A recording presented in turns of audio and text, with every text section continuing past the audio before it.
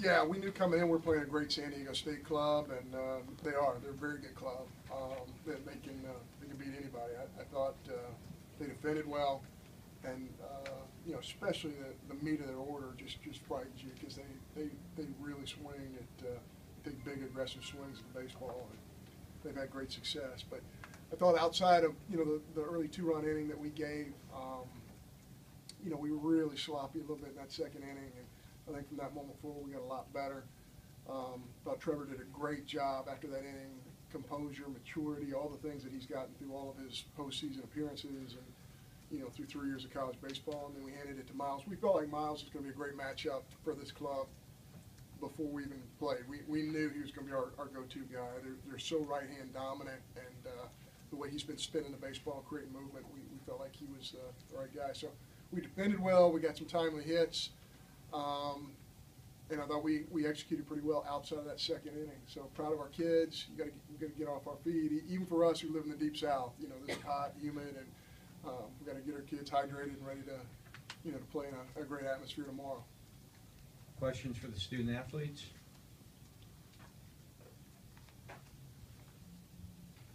Trevor, what was that? I think John came out in the second inning, I think it was. What was that discussion like on the mound? Yeah, he was just telling me to get back in the zone. I was kind of all around it. I was getting deep into some at-bats and pitches and everything. My pitch count was getting up, and they were seeing a lot of pitches. So he's basically coming out there and just telling me to pound the zone. And obviously, you saw after I got out of that inning, I started really pounding the zone and started working out. And when I was talking to Miles and they told me I was coming out of the game, I told him that whenever he got down in the zone for sure, like they were going to hit a lot of ground balls, because when I start getting ground balls, that's when you know like someone like Miles with a lot of sink is going to get a ton, because I'm more of a one-to-one guy, get one pop-up for every one ground ball. So.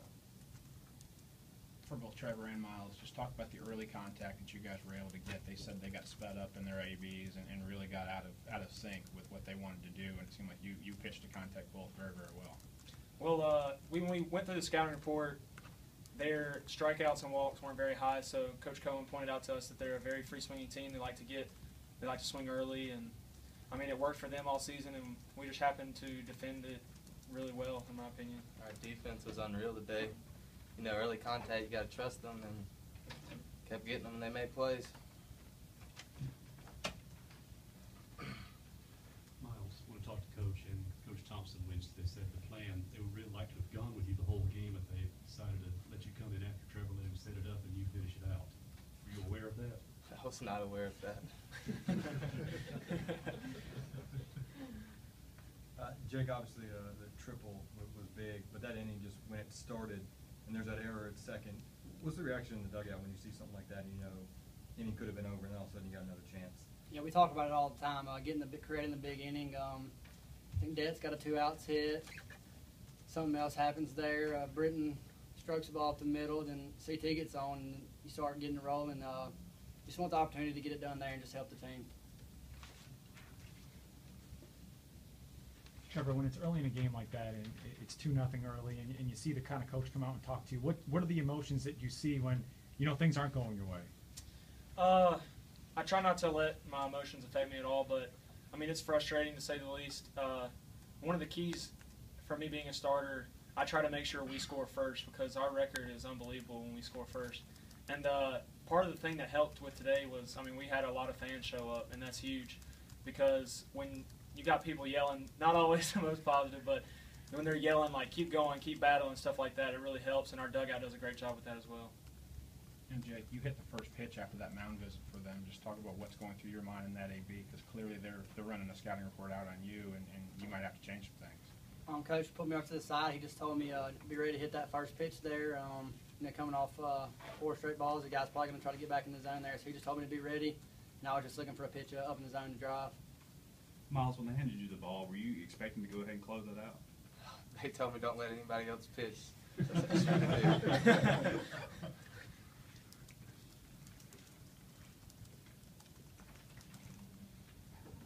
Trevor, what's that emotional swing like for you after you give up 2 runs, you throw a lot of pitches in the top half, and then your guys come out, get a big 2-out hit, and all of a sudden take the lead? What does that do for you, sitting there on the bench? Yeah, it's very relieving. I was standing right next to Coach Thompson. I just started hitting him in the arm as soon as that ball left Jake's bat. It's kind of crazy because I feel like, I mean, I did give up 2 runs, but it could have been a lot worse. And I feel like every time we get a shutdown, usually Lingo comes in after me and gets that. It's unbelievable. I feel like we've scored so many runs after we leave guys on base in a big situation like that. Jake, did you have an idea that it was going to fall, or because for a while the way the outfield was running, it looked like it might even clear the fence? I knew I got good contact on it. I knew it was for sure going to get over his head. You know, obviously I don't hit the ball out of the park ever, so I wasn't too worried about that. Just wanted to put my head down and run and just help these guys out as much as I can.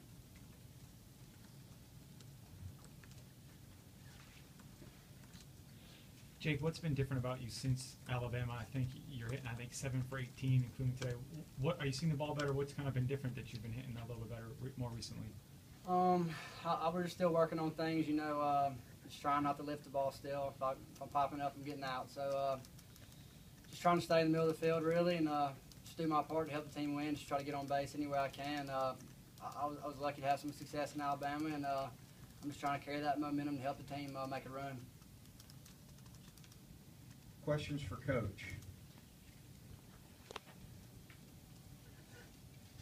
John, Miles kind of verbalized it, but how big is this to get a victory and not have to use Lindgren and Holder? Yeah, I think it's big, but, you know, I mean, we're probably not going to have Miles for tomorrow, which hurts a little bit as well.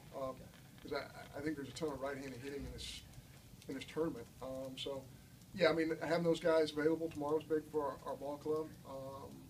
But I think, you know, we've watched a lot of film of Lafayette, not as much on Jackson State, but I think we really want to watch that ball game. And to the time, we've heard so many things about Lafayette's offense, and their numbers are just crazy numbers. But just getting the opportunity to watch them play, I think really helps us kind of set that up as well. And you're right, not having to use those two bullpen guys is big. Coach, if I'm not mistaken, all 5 runs were scored with 2 outs.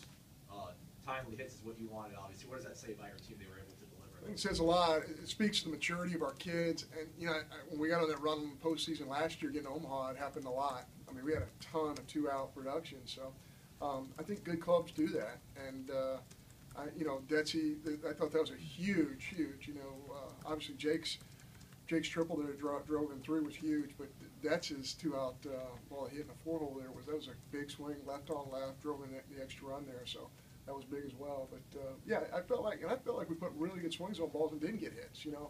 So you can't discount that as well. But you know, we need to bottle it. We need to keep having that approach and keep playing good defense and keep getting to the bottom of that strike zone. That's our recipe. And again, I've always said to these guys, and I mean it, it's not about your opponent. It's about playing the game at a high level and trying to beat the game. And I feel like today, especially so proud of what Trevor did. He beat the game. He gave up that 2 spot, but he minimized right there. It's so easy.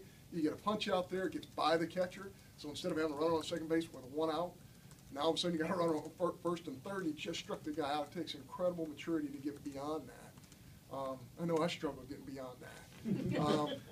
But he did a great job with that. And the ability to minimize right there, I thought was really the difference in the ball game. You mentioned Detz. When they made the pitching change, he was coming up. You stayed with him in that matchup, where in the past you might have put another hitter up there.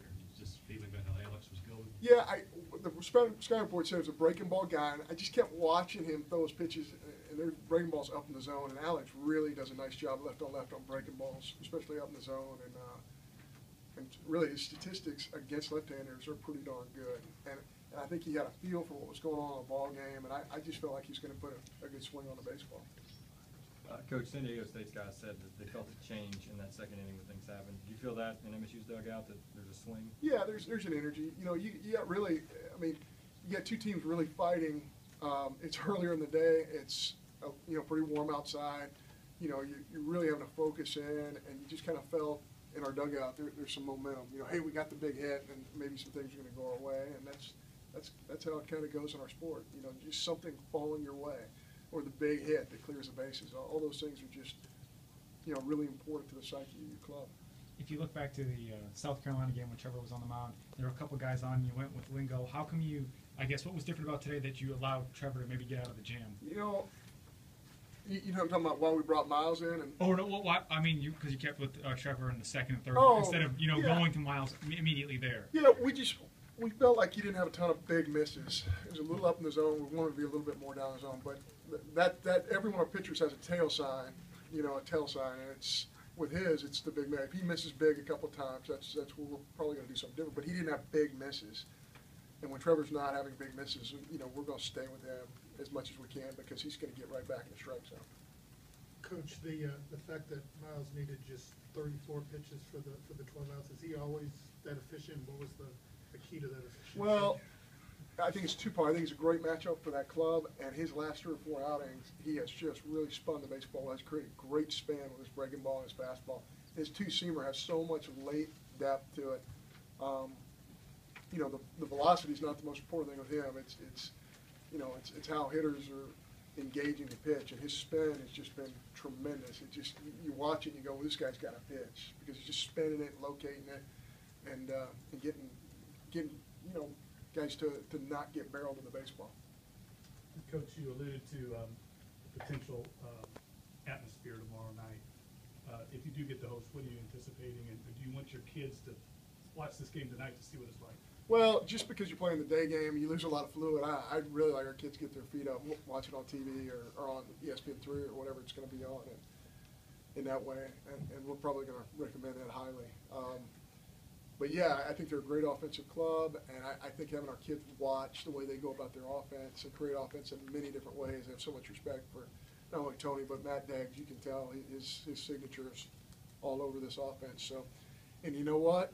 It's baseball, and that means Jackson State can do it also, because I've seen them do it also. So it's going to be a great baseball game tonight, and yeah, no matter what the matchup is tomorrow, we'll be excited and we'll be ready for it. John, you said Matthew Britton would break out eventually as a hitter. He gets a big hit today, and he did well in the Alabama series and in Hoover. Just what are you seeing with him?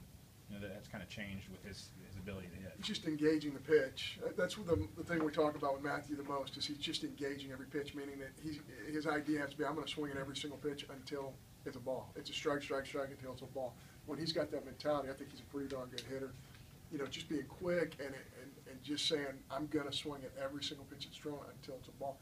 I think early on in the year, I think he was saying, I'm going to wait and see if this pitch is a strike. And then, you know, it was kind of a late reaction thing. So I think his entire identity is much more aggressive offensively, and I think he's had great success with that.